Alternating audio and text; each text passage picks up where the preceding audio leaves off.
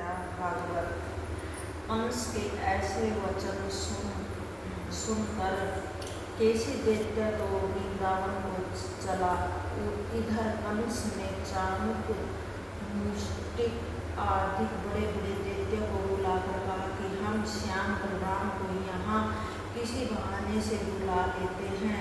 रणभूमि में पहलवानों के लड़ने के लिए एक अखाड़ा बनवाओ तथा वहीं हमारे लिए एक इतना ऊंचा मचान तैयार करो जहाँ कोई न पहुँच सके। फिर पहले ढोली पर महादेव जी का धनुष रखवाकर नगर में यह ढिंढोरा पिटवा दो कि अमुक दिन राजमंदिर में धनुष की पूजा हुई, सो सब लोग उसमें भाग ले। जिस समय बलराम कृष्ण आए उस समय हमारे सूरवीर उन दोनों से यह कहे कि तुम लोग धनुष चढ़ाए बिना भीतर नहीं जान पाओगे।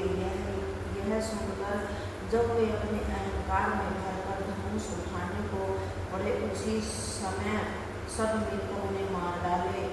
जो उन्हें मार देगा उसे मैं मांगा इनाम दूंगा। दूसरे द्वार पर 10,000 हाथियों को बल रखने वाला कुंवल या पेड़ हाथी को खड़ा कर दिया जाए, ताकि यदि वह पहली ठोड़ी जीत जाए तो दूसरी ठोड़ी पर कुल या पेड़ हाथी ने मार डाले। तीसरी ठोड़ी पर रणभूमि के स्थान पर अनेक शूरवीर अस्त्र शस्त्र लिए सावधान बैठे रहे, ताकि यदि वे भीतर आ पहुँचे तो सब लोग उन्हें मार डाले। हे परीक्षित, इस प्रकार आज्ञा देकर कंस अपनी सभा में आ बैठा तथा यह विचार करने लगा कि कृष्ण को बुलाने के लिए किसे भेजा जाए। तब उसने अक्रूर से इस प्रकार कहा कि ए अक्रूर जी, मैं तुम्हें अपना मित्र जानकर यह बात कहता हूँ कि वसुदेव के पुत्र बलराम कृष्ण से मुझे अपने प्राणों का भय है। अतः जिस प्रकार विष्णु भगवान ने वामन स्वरूप धरकर इंद्र की रक्षा की, उसी प्रकार इस समय तुम्हें भी हमारी सहायता करनी चाहिए। तुम धनुष यज्ञ देखने के लिए बलराम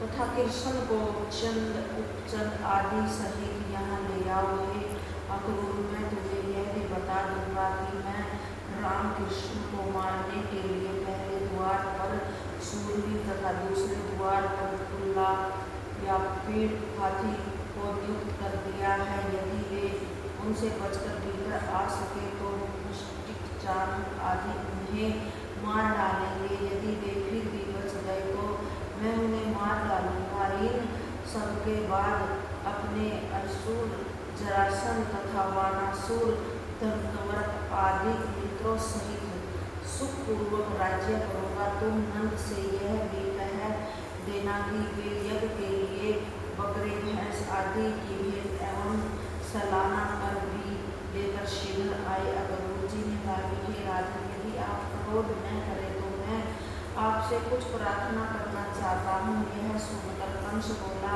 कहो, हम क्रोध नहीं करेंगे। तब अक्रूर ने कहा कि हे राजन, आपने जो आज्ञा दी है वह कार्य तो मैं करूँगा ही, परंतु आपको यह समझा देना आवश्यक है।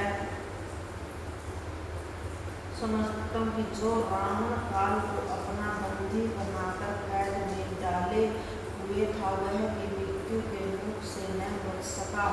मनुष्य सोचता कुछ है, परंतु होता वही है जो श्री नारायण चाहते हैं। अस्तु, मैं आपके आज्ञानुसार बलराम कृष्ण को यहाँ ले आऊँगा, परंतु मेरी समिति में आपके उनसे विरोध करना कठिन नहीं होगा।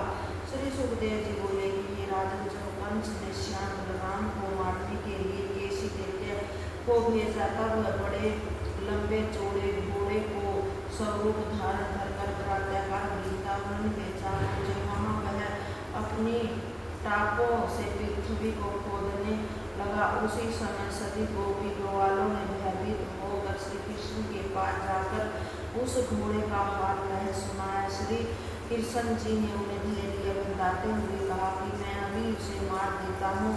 इतना कहकर श्री मुरली मनोहर केसी के पास जाकर इस प्रकार कहने लगा कि हे कपटी राक्षस, तू मुझे मारने आया है, तो यदि तुम में कुछ शक्ति हो तो मुझसे लड़, मैं भी तेरा पराक्रम देखूं। यह सुनकर केशिक आयतनपूर्ण होकर उनकी ओर झपटा। तब श्री श्याम सुंदर ने आगे के दोनों पांव पकड़कर उसे इस प्रकार घुमाकर फेंका कि दो पग की दूरी पर गिर पड़ा। कुछ देर मूर्छित रहा। चैतन्य होने पर फिर श्री मनमोहन की ओर झपटा तो श्याम जी ने अपने हाथ को लोहे के समान कठोर बनाकर उसके मुंह पर इस प्रकार डाल दिया जिस प्रकार सर्प दिल में घुस जाता है। तदुपरांत श्री कृष्ण ने अपना हाथ इतना मोटा किया कि उसके मुख में स्थान न रहा। तब वह चिल्लाता हुआ पृथ्वी पर गिर पड़ा। उसके प्राण निकल गए। उसके मारे जाने पर देवताओं ने प्रसन्न होकर श्री कृष्णचंद्र जी के ऊपर पुष्पों की वर्षा की जय गीता था।